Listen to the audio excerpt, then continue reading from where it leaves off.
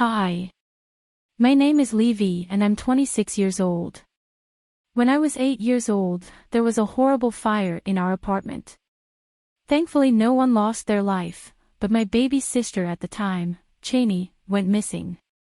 I was close to my baby sister. Hearing this, I was distraught. Without thinking twice, I ran back into the fire and searched for her. That's pretty much the extent of what I remember from that time. My family always hailed me as a hero, but honestly I can't accept that since I truly don't remember. But what was told to my family, and then later to me was, they found us in the back room. I used my body as a shield for my baby sister, but I was badly burned from the fire that was encroaching in the room on us. Thankfully, Cheney is as perfect and as beautiful as ever. As for me, not so much. Although the fire brigade reached us in time, I still sustained extensive burns over my body. Most have healed, but as for my face I still have a few horrible scars I'll most likely carry to my grave.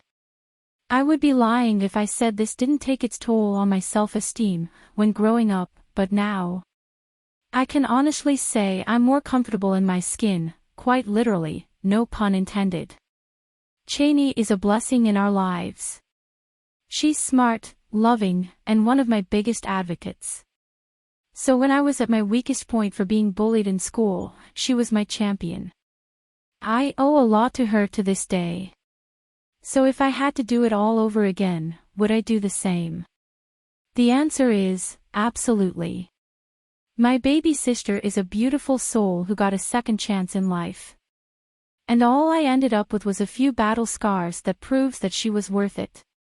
Over the years, when I feel overwhelmed from the finger-pointing and stares, I would pull out my old photos and remember that I am beautiful and I will not let these horrid marks define my spirit. And my family was always remind me of this fact. So when Cheney got old enough to wear makeup, she practiced on me. Over time, we learned a few tricks that could cover the bulk of my scars. But it required heavy makeup application, which I was not a fan of. For the most part, I went the majority of the time without and preserved it for special occasions, like weddings or school photos and such. Otherwise I would just wear a veil and call it a day. Though some people would stare and poke at each other while wondering why I had on such a getup, most people just really didn't care and went on with their daily lives. My current fiancé, Ezra, is one of them. We met in uni. We both came from a culture of strict beauty standards with a heavy dose of attention to the outward appearance, but we both reject that ideology. We believe beauty is only skin deep, but the soul of a person should matter more. Needless to say, when he came to meet my family he was taken through the ringer. No one was going to let him off easy. Especially my father. His questions were very pointed and bordered on intimate and personal. He left no stones unturned about how he felt, why he felt that way, how was he going to protect me from the evil bullying. Are you ready to be stared at and made to feel uncomfortable because of me? Like I said, no stones unturned. Apparently Ezra's answers were satisfactory to my dad because, after a long while, he relented and gave his blessing. Now we had to meet his family, without mine present. On the day of the meeting, my stomach was in knots. But he assured me I had nothing to worry about. Ezra's opinion of his family was idealistic, I later learned. But at the time, I didn't have the heart to tell him so. It was his mother who was unable to contain her shocked expression when she met me. At least the rest of his family maintained the decorum befitting the sophistication and politeness they pretended to exude. But his mother's couth was lacking and she didn't try to hide it. "What's wrong with your face? Why are you wearing that?" she asked right away. "Mom, that's a bit rude. Don't you want to get to know her before you start asking intrusive questions first?" Ezra defended me right away. "He's right, dear," Ezra's father cut in. "Let's all take a seat over here." Ezra had suggested I wore the heavy makeup for our first meeting and I rejected it. My thinking was, they'll have to see it sooner or later and it felt a bit deceptive. But looking back, I wish I would have done it. Just to get past this part of the meeting. Now I don't think I was up to the challenge with his mother's scrutiny. After a few more moments of the pleasant small talk, she couldn't contain herself, or her disgust. Well, aren't you going to tell us what happened to your face? I think we have a right to know. It was from an unfortunate house fire when I was young, I answered her. Burn marks. I can't. This cannot do, Ezra, she said. What do you mean? Ezra asked his mother, almost as if he was daring her to answer. For a long while she said nothing as we all looked at her. She just waved her hand in dismissal and turned her gaze away from us. But I could see she was seething underneath her silence. Leevie, let's go get the tea, Ezra's mother said barely through clenched teeth. I looked to Ezra, but he nodded for me to go with her. So I followed her into the kitchen, head held down. My normal confident self was checked out. I was suddenly feeling like I did when I was younger and being bullied by my classmates. But somehow, this felt like it was going to be much worse. Break up with him, she said as soon as we were out of earshot. What? What do you mean? I asked. I was a little confused. You heard me. Break up with him. I can't let an embarrassment like you enter into this family, she said in a menacing way. Her eyes slanted in a horrifying squint as she stared at me and her jaws clenched in anger. But Ezra, don't feel the same as you, I started, but she cut me off. It doesn't matter what Ezra thinks. He's a kind boy. He doesn't know what's best for him. He'll bring home any stray mangled dog home, you're proof of that. It doesn't matter, break up with him tonight.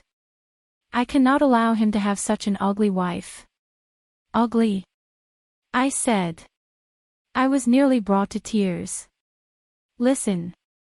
I know your family taught you that looks don't matter and you're still beautiful on the inside. But it's a lie. Looks do matter, and I will not have you destroying my family's gene pool with that hideous face of yours. So, break up with him right now or I will not let you off so easily. Her words were shocking and terrifying. Her look was evil and quite frankly, terrifying. This was the first time I had been met with such vitriol because of my looks. Granted, I've encountered fear, curiosity, disgust and sometimes wonderment, but never pure hatred. This was a first for me and I didn't know how to respond. So I held my tongue. Ezra knew by looking at me when we returned from the kitchen, that there was something wrong with me. But there was no way I could express it all now. So I planted a fake smile on my face, hoping it would reach my eyes, and didn't talk the rest of the meeting.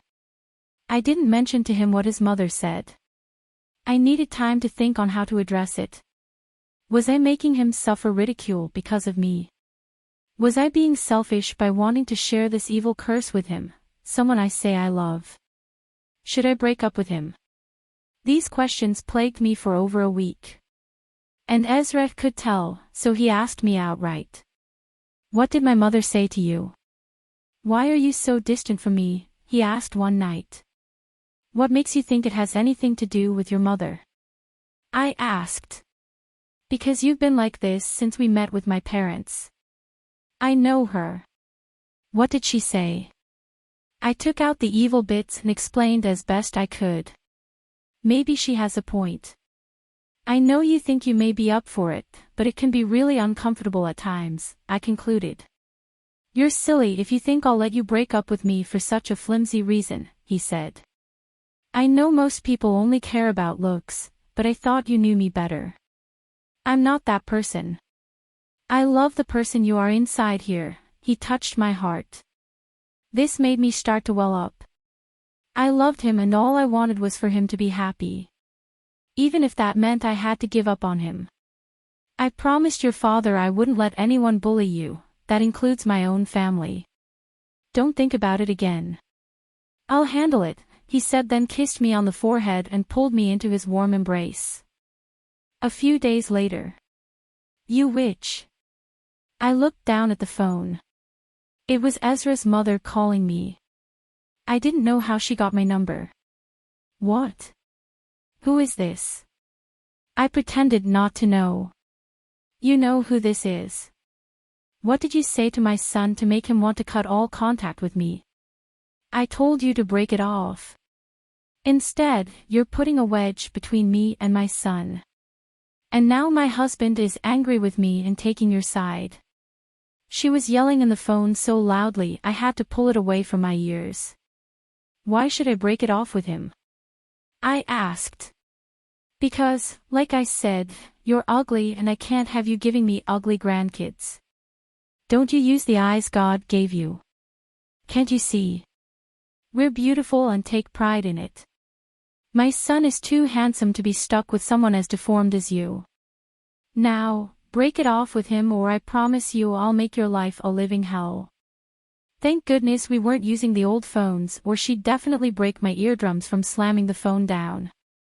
Thankfully I just received a small blip sound, then silence. She hung up. Later that evening when Ezra came over, I wrestled if I should mention it to him or not. After all, I didn't want to cause a bigger rift between him and his mother, but I also promised him I will not keep any more secrets from him, since our last visit with his family. I told him, but hadn't heard anything else. So I thought it was all handled. Surprisingly his mother didn't make any more phone calls to berate and insult me and the wedding planning went on without a hitch. Today is my wedding day. My sister stayed with me all night and opted to be the one to do my hair and makeup. She promised I would be the most beautiful bride ever. And while I looked at myself in the mirror, she told the truth. I hardly recognized myself. You could barely tell I had any scars on my face. It was perfection. Ezra is going to think he's marrying another woman when he sees you, my sister said as she brushed across my face with the finishing touches of her masterpiece. Well, only for a day. Tomorrow I'll be me again, I said. But it was transformative to see myself like this.